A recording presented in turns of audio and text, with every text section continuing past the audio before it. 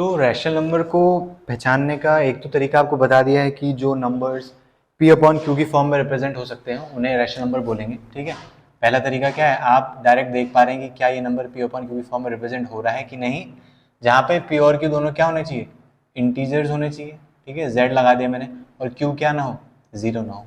अभी देखिए दूसरा तरीका और है इनको पहचानने का, और वो है डेसिमल एक्सपेंशन से। किससे? Decimal expansion. Decimal expansion. तो जो भी रैशनल नंबर होते हैं उनके दो तरीके के डेसिमल एक्सपेंशन होते हैं। ठीक है, पहला डेसिमल एक्सपेंशन उनका होगा टर्मिनेटिंग डेसिमल एक्सपेंशन। कैसा? टर्मिनेटिंग डेसिमल एक्सपेंशन, यानी कि जो रुक जाए, खत्म हो जाए। ठीक है, टर्मिनेटिंग डेसिमल एक्सपेंशन। एग्जाम्पल लिख लेते हैं टर्मिनेटिंग डेसिमल एक्सपेंशन के, जैसे कि एग्जाम्पल आ जाएगा 1.23, 1.0342, 4.624, कुछ भी, मतलब 4.5, कुछ भी ऐसे डेसिमल्स जो टर्मिनेट हो जा रहे हो, डेसिमल की कुछ डिजिट्स के बाद टर्मिनेट हो जा रहे हो, खत्म हो जा रहे हो, रुक जा रहे हो। ठीक है, ये देखो ये सारे डेसिमल्स कैसे हैं? टर्मिनेटिंग डेसिमल्स हैं। कैसे हैं? टर्मिनेटिंग। और दूसरा केस, अगर टर्मिनेट नहीं कर रहे हैं, ठीक है, अगर वो टर्मिनेट नहीं कर रहे हैं तो वो होंगे non terminating, non terminating but repeating, but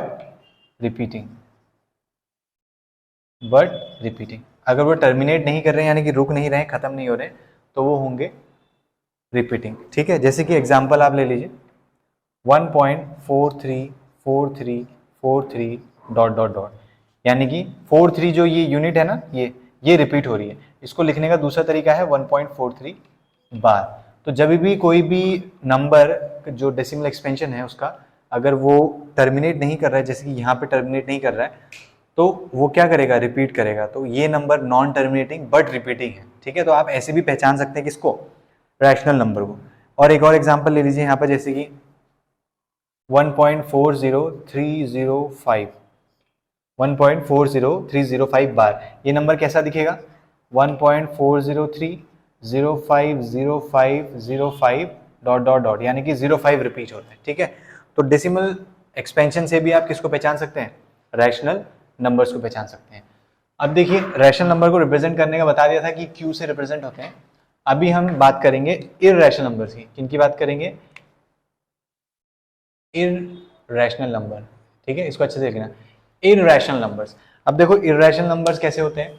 कोई भी ऐसा नंबर जो p अपॉन क्यू की फॉर्म में रिप्रेजेंट ना किया जा सके। क्या ना किया जा सके? p अपॉन क्यू की फॉर्म में रिप्रेजेंट ना किया जा सके, जहां पे p और q क्या है? इंटीजर है, और q क्या ना हो? जीरो। मतलब कोई भी एक ऐसा नंबर जो एक फ्रैक्शन की फॉर्म में रिप्रेजेंट नहीं किया जा सकते हो, जहां पे न्यूमरेटर और डेनोमिनेटर दोनों इंटीजर हो और डेनोमिनेटर क्या ना हो? जीरो ना हो। तो ऐसे नंबर्स क्या बन जाएंगे? इररेशनल नंबर्स बन जाएंगे।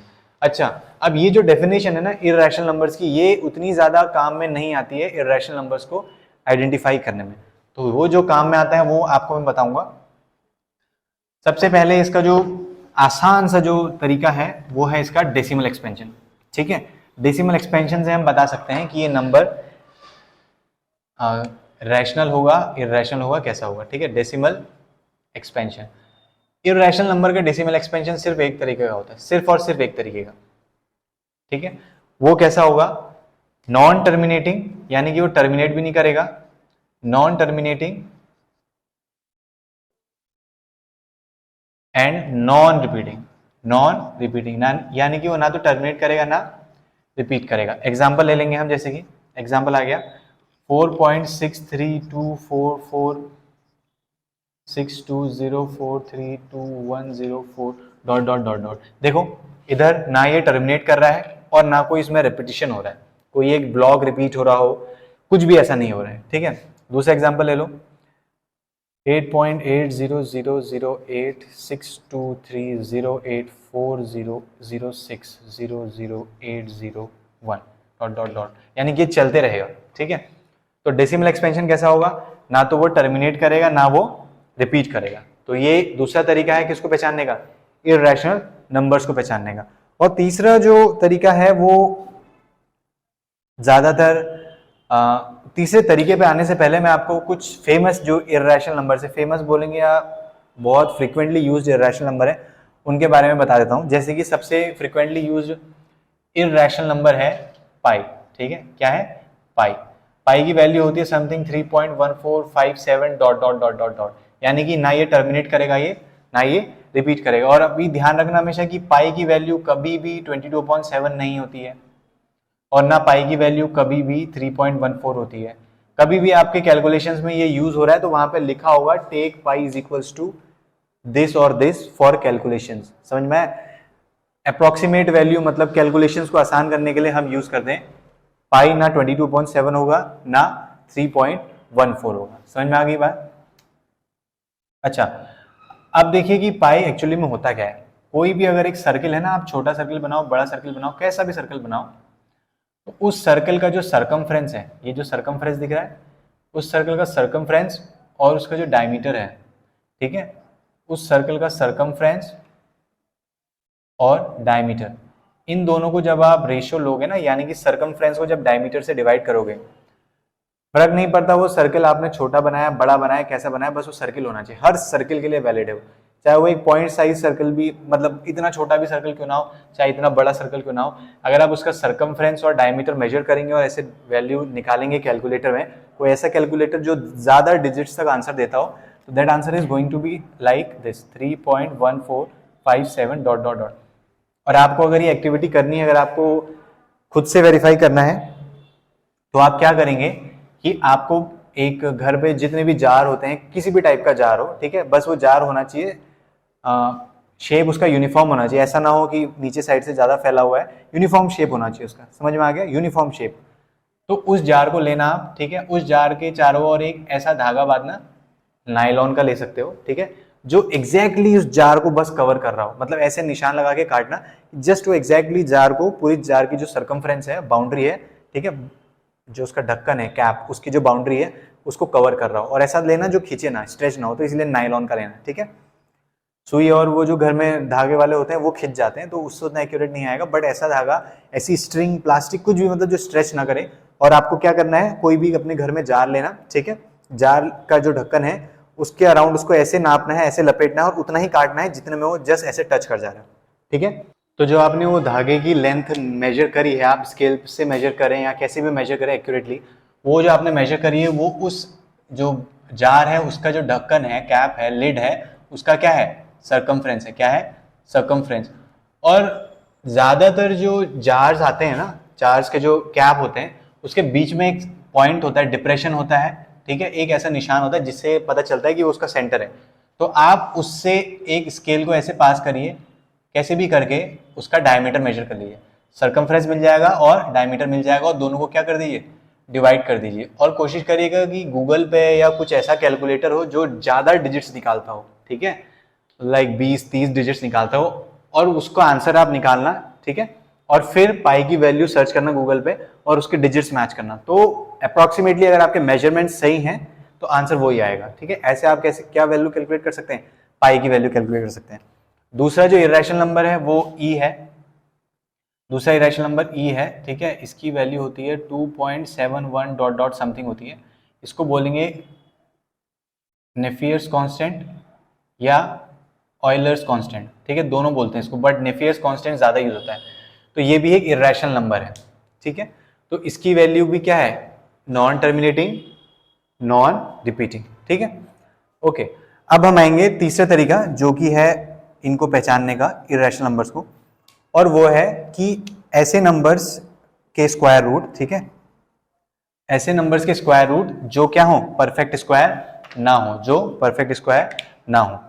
Square root of numbers, square root of numbers that are not perfect squares, ऐसे नंबर्स के स्क्वायर रूट जो परफेक्ट स्क्वायर ना हो, ठीक है।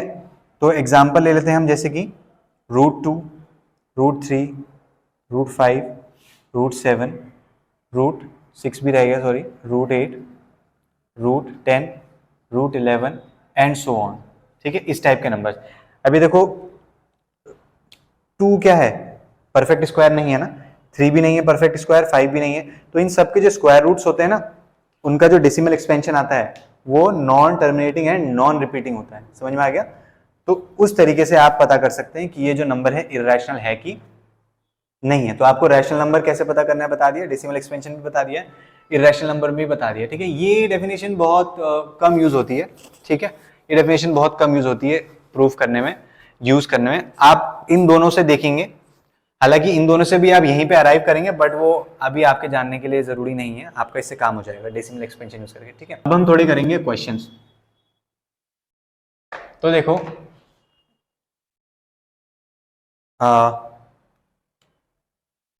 आप ले लीजिए पहला एग्जांपल।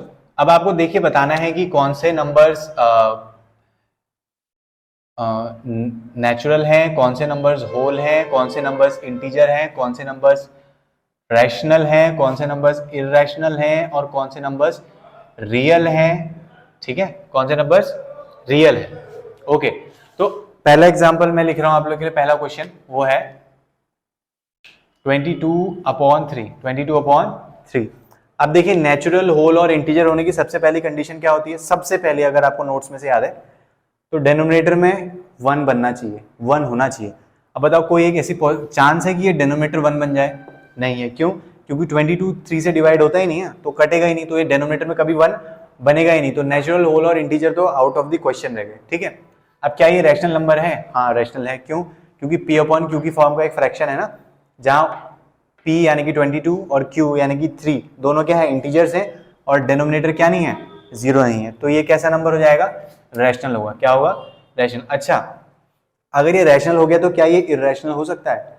नहीं हो सकता ना, क्योंकि रैशनल नंबर्स हैं जो P अपॉन Q की फॉर्म में रिप्रेजेंट किया जा सकते हो। ठीक है, जहां दोनों डिनोमिनेटर और न्यूमरेटर दोनों इंटीजर्स हो और नीचे 0 नहीं हो। लेकिन इर्रेशनल नंबर्स नहीं किए जा सकते, तो जब किए जा सकते तो नहीं किए जा सकते वाले की तो बात ही नहीं करेंगे, तो इर्रेशनल तो नहीं होगा। क्या ये रियल नंबर होगा? अब देखो, अगर आपको ट्री डायग्राम अभी आपने जो नोट्स में बनाया है उसको अगर आप देखेंगे तो आपको पता चलेगा कि रियल नंबर के अंदर में क्या आते हैं? रैशनल और इर्रेशनल दोनों ही आते हैं। तो अगर ये रैशनल या इर्रेशनल की कैटेगरी में कुछ भी है, और रैशनल के अंदर में कौन आते हैं? इंटीजर, होल और नेचुरल आते हैं। ठीक है, तो ये अगर रैशनल है, इर्रेशनल है, नेचुरल है, होल है और इंटीजर है, तो बाय डिफॉल्ट कौन है? रियल नंबर में तो आएगा ही। समझ में आ गया?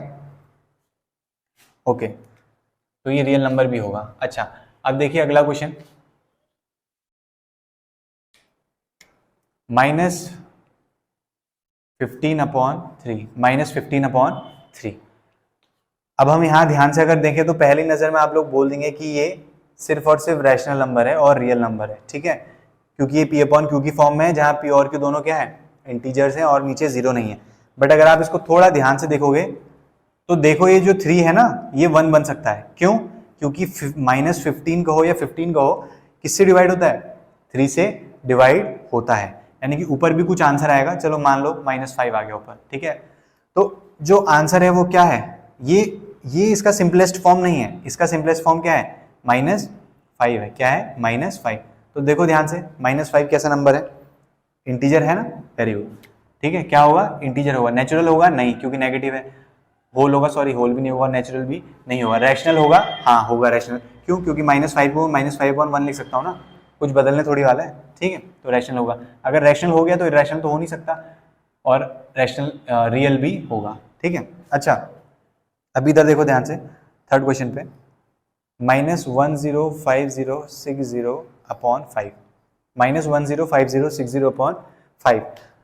अब आप हो सकता है अभी भी बोलो कि ये सिर्फ रैशनल होगा और रियल होगा। ठीक है, लेकिन अगर हम ध्यान से देखें तो ये जो नीचे डेनोमिनेटर है ना, ये जो डेनोमिनेटर है ये 1 बन सकता है। ये क्या बन सकता है? 1 बन सकता है। क्यों? क्योंकि ये जो नंबर है ऊपर ना, ये 5 से डिवाइड होता है। कैसे? क्योंकि जो यूनिट वंस प्लेस है वो या तो 0 होनी चाहिए या 5 होनी चाहिए। 5 से डिवाइड होने के लिए तो यहाँ पे 0 है, यानी कि ये नंबर भी किससे डिवाइड होगा? 5 से डिवाइड होगा। तो नीचे तो बन जाएगा। अब ऊपर भी कुछ बन रहा होगा, कुछ बन रहा होगा। एक ऊपर एक नेगेटिव इंटीजर बन रहा होगा। क्या बन रहा होगा? एक नेगेटिव इंटीजर बन रहा होगा ऊपर। हमें उससे मतलब नहीं है, क्योंकि हमसे ये नहीं पूछा गया है कि इसका आंसर बताओ, हमसे पूछा गया है कि ये नंबर किस टाइप का है। समझ में आ गई बात? तो ऊपर एक नेगेटिव इंटीजर बन रहा होगा, तो वो ऊपर नेगेटिव इंटीजर है कुछ। ठीक है, और उसके नीचे कौन है? 1 है। ऊपर कोई नेगेटिव इंटीजर बन रहा होगा और ऊपर कौन, नीचे कौन है? 1 है। तो ये नंबर क्या कभी नेचुरल होगा? नहीं होगा, क्योंकि नेगेटिव आ गया ना, तो ये कभी भी नेचुरल नहीं होगा। समझ में आया? ये भी नहीं होगा, ये नंबर कभी भी नेचुरल नहीं होगा, कभी भी होल नहीं होगा। इंटीजर होगा, रैशनल होगा, क्योंकि डिनोमिनेटर में क्या लिख सकते हैं हम 1, तो p अपॉन q की फॉर्म बन गई ना, जहां ऊपर और नीचे दोनों इंटीजर है और नीचे जीरो नहीं है, रैशनल होगा। अगर एक बार रैशनल हो गया तो इर्रेशनल हो सकता है? नहीं हो सकता। रियल होगा? बिल्कुल होगा, क्योंकि क्या है, रैशनल है ना, तो वो रियल ऑलरेडी हो चुका है। ठीक है, अभी नहीं आया समझ में तो ट्री डायग्राम में देख लेना। अच्छा, अभी देखो फोर्थ क्वेश्चन, 1.53426267 ये बार, ठीक है, 1.534267 बार। अब देखो ये डेसिमल एक्सपेंशन कैसा है, नॉन टर्मिनेटिंग है, ठीक है, क्योंकि बार लगा हुआ है ना, तो जब बार हटा देते हैं तो ये जो यूनिट है ना 2627 2627 2627 ऐसे चलते रहती है, डॉट डॉट डॉट, तो ये नॉन टर्मिनेटिंग है बट रिपीटिंग है। क्या है? रिपीटिंग है। तो नॉन टर्मिनेटिंग और रिपीटिंग कौन से नंबर्स होते हैं? रैशनल नंबर्स होते हैं। कौन से होते हैं? रैशनल नंबर्स होते हैं। ठीक है, अच्छा आप कहोगे कि ये इंटीजर नहीं है क्या? नहीं, इंटीजर नहीं है, क्योंकि इंटीजर की सबसे पहली कंडीशन ये होती है ना, डेनोमिनेटर में क्या हो, 1 हो। यहाँ डेनोमिनेटर कभी 1 होगा नहीं। अब कहोगे ये 1 हो तो गया, अरे भाई अगर ये 1 हो गया तो ये ऊपर और नीचे दोनों इंटीजर होने चाहिए, ये इंटीजर है ही नहीं। समझ में आई आपको बात? अब ऐसा वैसे बोल मत देना डेनोमिनेटर 1 होगा, क्योंकि यहाँ डेसिमल लगा हुआ है, वो इतना आपने अंडरस्टैंडिंग होनी चाहिए। ठीक है, तो ये क्या होगा? रैशनल होगा। इंटीजर होगा? नहीं होगा। होल होगा? नहीं होगा। नेचुरल होगा? नहीं होगा। क्या इर्रेशनल होगा? अरे अगर एक बार रैशनल हो गया तो इर्रेशनल कैसे हो जाएगा? क्या रियल होगा? हाँ रियल होगा। अच्छा, अगला एग्जांपल देखो, 1.432642104023 डॉट डॉट डॉट डॉट। अभी डेसिमल एक्सपेंशन कैसा है? Non terminating, non repeating. ये डेसिमल एक्सपेंशन किनका होता है? वेरी गुड, किसका होता है? इर्रेशनल नंबर का। किसका? Irrational number. अगर वो इर्रेशनल है तो क्या रैशनल हो सकता है? नहीं। वो इंटीजर होगा और नेचुरल तो बिल्कुल भी नहीं होगा। ये बात तो समझ में आ गई होगी अब आपके, क्योंकि डेनोमिनेटर में 1 बनना चाहिए, यहाँ डेनोमिनेटर कभी 1 बनेगा नहीं। और वैसे भी देखो ये कि डेसिमल वाला नंबर है, तो डेसिमल वाले नंबर, ठीक है, मैं अवॉइड कर रहा हूँ ओवर सिंप्लीफाई करना चीजों को। आप 9th क्लास में आप लोग आता होगा, तो डेसिमल वाले नंबर तो कभी भी इंटीजर होल नेचुरल हो ही नहीं सकते ना। जैसे ये है 2.3, तो 2.3 अब मैं क्या थोड़ी लिख दूंगा कि 2.3 अपॉन 1 और ये p अपॉन क्यू, नहीं, क्योंकि 23 अपॉन 10 होता है ना ये। तो ये देखो अब बन रहा है p अपॉन क्यू का फॉर्म, तो ये सिर्फ और सिर्फ क्या है? रैशनल नंबर है। क्या है? रैशनल नंबर और रियल नंबर अगर बोलना चाहो तो। ठीक है, तो ये ना नेचुरल होगा, ना होल होगा, ना इंटीजर होगा, ठीक है, और रियल होगा, लेकिन क्योंकि रैशनल नंबर भी आते हैं ना रियल में। समझ में आ गई बात?